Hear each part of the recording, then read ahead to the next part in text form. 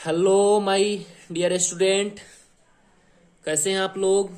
तो आज हमारा टॉपिक है मॉलिक्यूलर मास के बारे में हम लोग को डिस्कस करना है। तो आइए हम बिना समय को बर्बाद किए हुए टॉपिक का नाम देते हैं हाउ टू फाइंड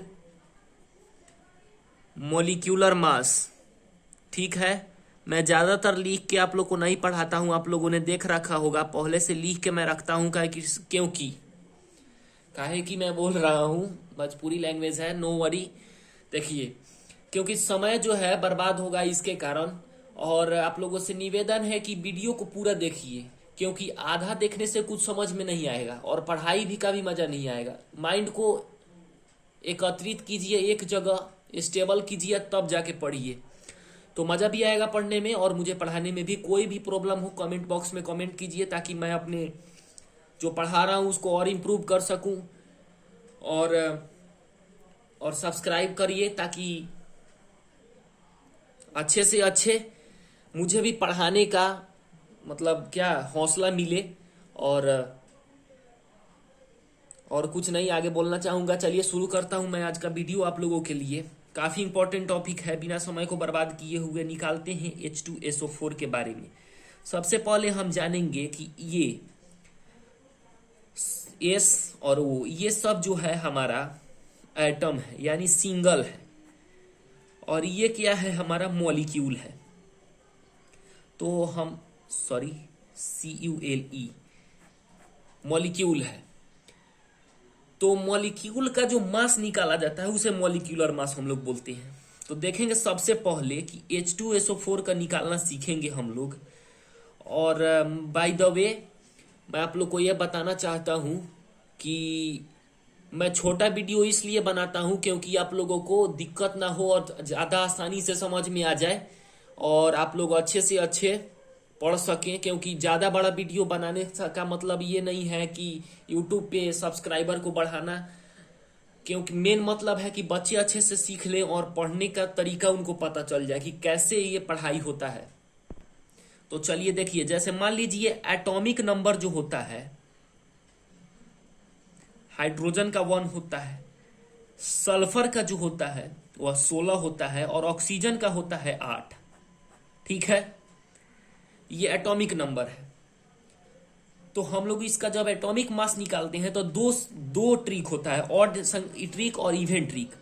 ठीक है, तो निकालेंगे हम लोग तो 1 into 2, यानी हाइड्रोजन का 1 होता है और 2 से मल्टीप्लाई करेंगे, प्लस सल्फर का 16 होता है, इवन रूल पे 32 हो जाएगा, और ऑक्सीजन का जो होता है वह 8 होता है, यानी 8, और इसका कितना हो जाएगा एटॉमिक मास 16 इंटू 4, यानी टोटल इसका कितना हो जाएगा 98 AMU। दूसरा देखते हैं हम लोग। दूसरा मैं आपको बताता हूं कि कैसे निकाला जाता है, जल्दी से देखेंगे। वीडियो को मैं ज्यादा बड़ा नहीं बनाना चाहता हूं ताकि आप लोग को अच्छे से समझ में आ जाए। जैसे देखिए दूसरा नंबर क्वेश्चन क्या बोलना चाह रहा है, CH3COOH, यानी कार्बन का एटॉमिक नंबर कितना हो गया 6, और इसका मास 12, इवन को फॉलो कर रहा है, इवन ट्रिक को, +1 कितना है, हाइड्रोजन 3 ठो है, इंटू 3।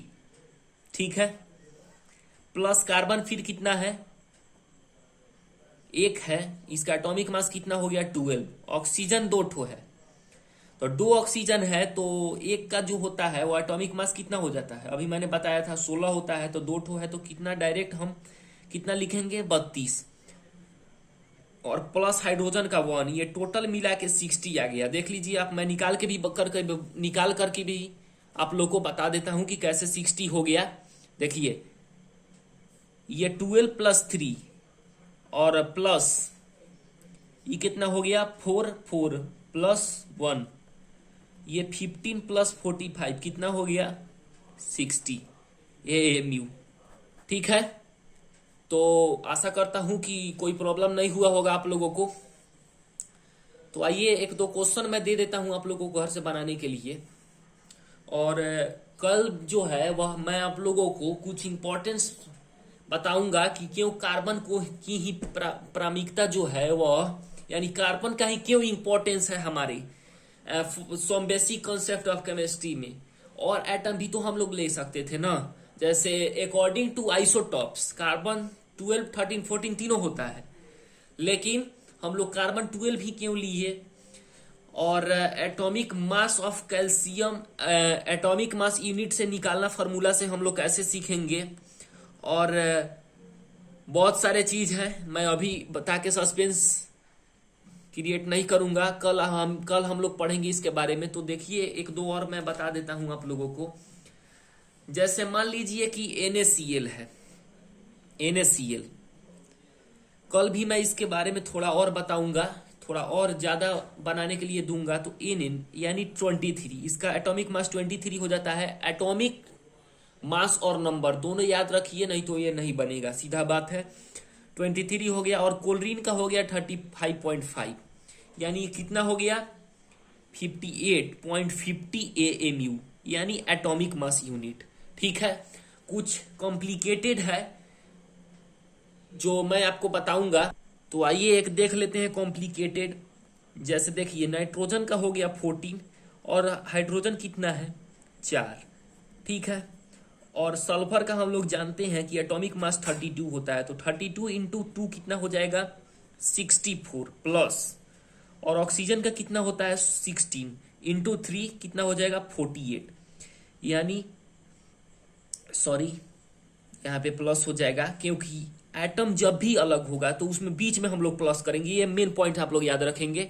और ये हो जाएगा हमारा कितना 18 हो जाएगा, 36 प्लस 64 प्लस 48, यानी कितना हो जाएगा 8 4 12 और 6 18, यानी कितना हो जाएगा 18, 1 जाएगा, 6 4 10, 10 और 3 13, 1 14 AMU हो जाएगा।